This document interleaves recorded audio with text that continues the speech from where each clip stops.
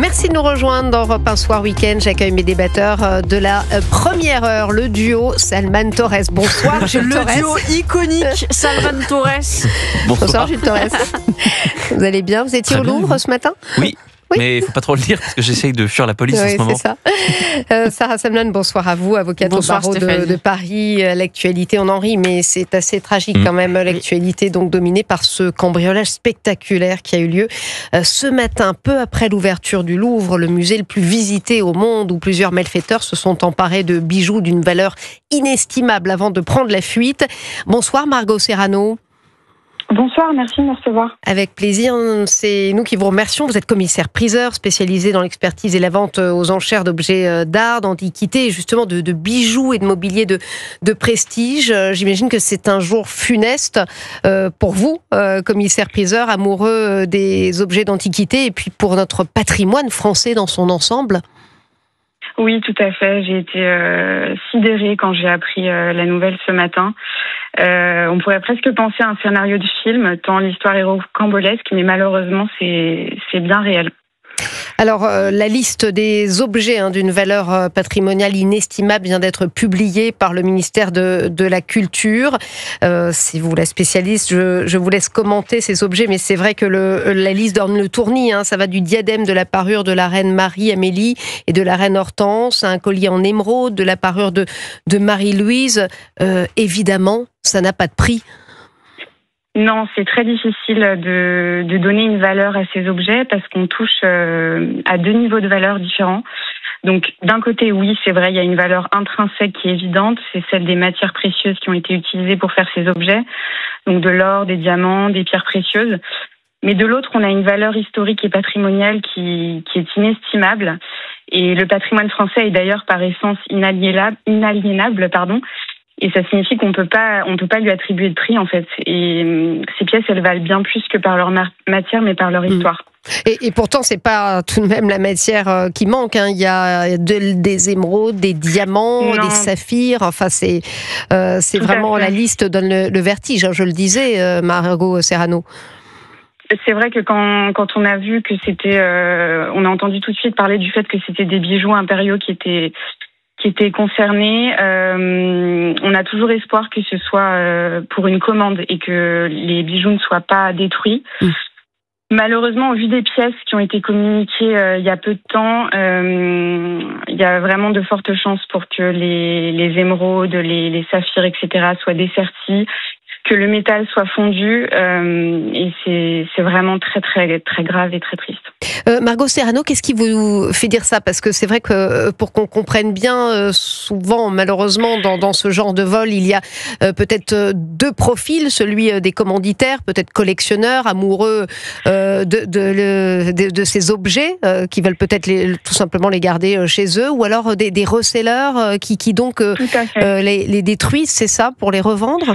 Alors oui, la mondialisation et Internet ont fait que beaucoup d'œuvres d'art sont aujourd'hui entre guillemets involables, dans le sens où c'est très compliqué par la suite de les écouler, sauf dans le cadre d'une commande par une personne qui veut effectivement posséder l'objet dans sa collection, mais l'objet ressort forcément un jour ou un autre quand la personne va décéder. Mais pour les bijoux, c'est différent, puisque comme on l'a évoqué, il y a une valeur intrinsèque par les matériaux. Et malheureusement, souvent, c'est le cas. Les objets sont dessertis, les bijoux sont dessertis et on récupère les émeraudes.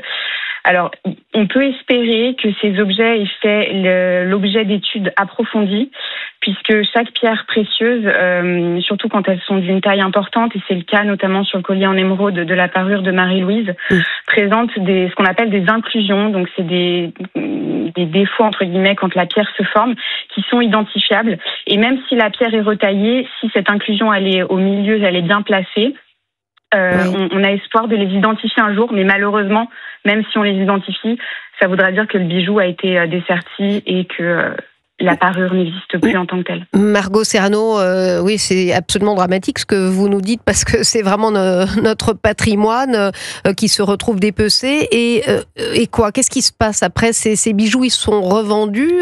Où est-ce qu'ils sont revendus? Parce qu'on imagine du coup qu'ils sont recherchés, listés. Donc comment ça se passe en fait? Il y a énormément de réseaux qui existent.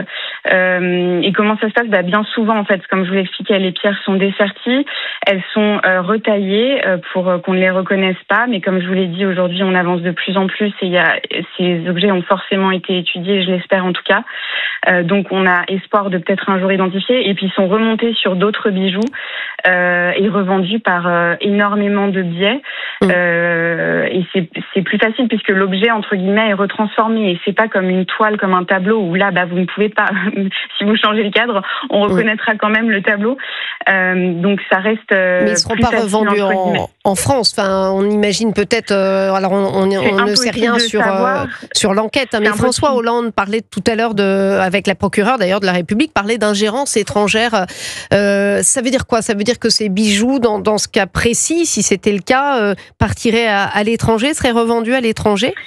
Alors, c'est impossible de le savoir, mais oui, effectivement, plus on s'éloigne du lieu du crime, plus il est facile, entre guillemets, je pense, de les écouler.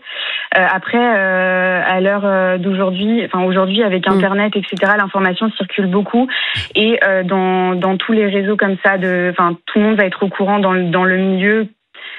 Il va falloir être très vigilant s'il y a énormément de diamants, notamment de taille ancienne, de grosses pièces qui arrivent sur le marché.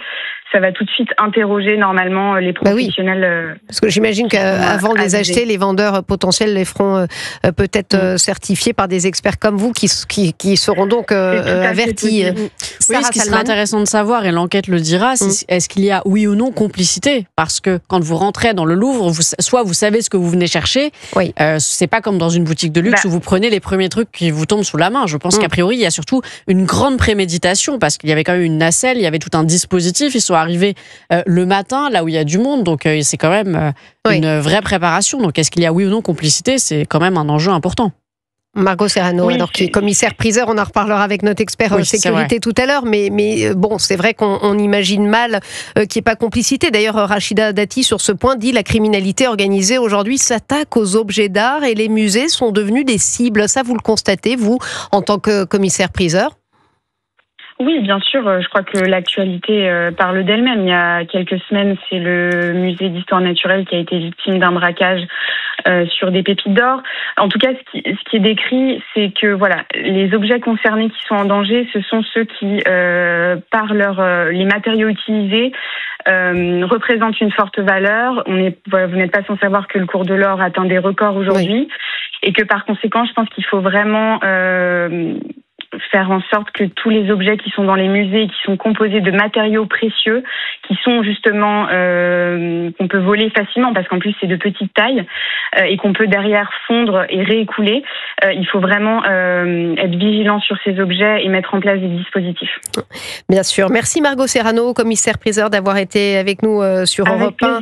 Et on le disait, c'est un vol qui a eu lieu quand même en plein jour à 9h30, juste après l'ouverture du Louvre. 3 ou 4 cambrioleurs qui se sont introduits dans le musée. Qu'on n'a pas retrouvé d'ailleurs.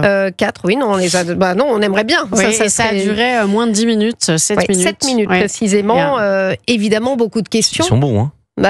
Ils sont préparés. Entre 4 et 7 minutes. Non, mais ça montre que c'est pas. Ils sont bons ou alors ils sont très mauvais un cambriolage lambda moyen dans une habitation classique, c'est entre 10 et 12 minutes. Donc un cambriolage par nature, c'est quand même quelque chose de très rapide. Oui, ou alors on est très mauvais en sécurité au Louvre. Il y a quand même des failles, justement. Je pense qu'on est très mauvais en sécurité en France, globalement. Et donc, malheureusement, le Louvre en fait partie aussi. Non, c'est évidemment dramatique. En plus, ils ont fait ça quand même sur le quai François Mitterrand, qui est un quai qui est quand même plutôt bondé. Enfin, moi, il m'arrive de passer très souvent. Et il y a quand même du mouvement, surtout un dimanche matin. Enfin, ils n'ont pas fait ça à 5h du matin, ils ont fait ça à 9h30. Donc c'est vrai que c'est ça qui frappe.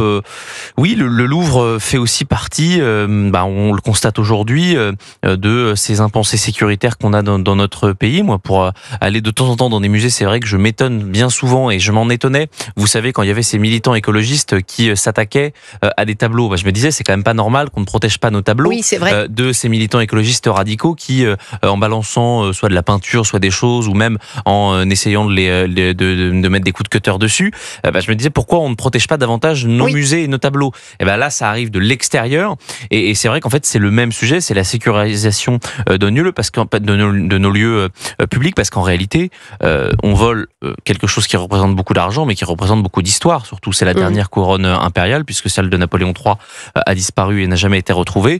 Donc c'est vrai que ça fait mal ce soir de commenter tout ça, parce que c'est un bout de l'histoire de France qui vient de nous être volé. Je voulais ajouter, il y a d'autres musées qui ont subi le même sort, et assez récemment, notamment mi-septembre, des spécimens d'or natif ont été volés lors d'une effraction au Muséum national d'histoire naturelle de Paris, et également à Limoges, un cambriolage dont le préjudice, donc c'est un musée dans le domaine de la porcelaine, 6,5 millions d'euros. Donc on voit quand même qu'il y a des précédents, et on devrait se dire, vu ce qu'il s'est passé dans d'autres musées, peut-être qu'il serait pertinent de sécuriser davantage le Louvre. Alors évidemment, vous le soulignez, beaucoup d'interrogations, comment ça a pu se passer, quelle défaillance sécuritaire. On va en parler avec notre deuxième invité, Gaël Le Dantec, fondateur d'Aki-Daya, société française spécialisée dans le contrôle d'accès intelligent des sites sensibles. Bonsoir Gaël Le Dantec. Bonsoir Stéphanie, bonsoir à tous. Vous êtes donc un expert de la sécurité des sites sensibles. Vous, que vous inspire ce cambriolage en pleine matinée, on le disait? Alors apparemment un monte-charge aurait été utilisé. C'est vrai que ça interroge énormément sur la défaillance. Alors, effectivement, déjà, on peut dire que c'est spectaculaire, clairement, de s'attaquer au Louvre, parce que ça reste un lieu qui est emblématique. Mais il faut avoir en tête que le Louvre reste, comme l'a dit notre ministre de l'Intérieur aujourd'hui, c'est un site qui est sécurisé et sur lequel il y a des investissements qui sont faits chaque année en termes de sécurité. Et donc, ce qu'il y a à retenir, c'est surtout que les musées deviennent une cible et que les attaques, même si elles paraissent artisanales, sont plutôt bien préparés. Manifestement, ils ne sont pas très bien faits, ces investissements, ou alors il y a quelque chose à revoir. Où va notre argent ? D'ailleurs, Laurent Nunez, le nouveau ministre de l'Intérieur, a admis ce matin, on sait très bien qu'il y a une grande vulnérabilité dans les musées français. Donc ça, c'est quelque chose qui est admis et connu dans vos milieux de la sécurité. Les musées sont mal protégés.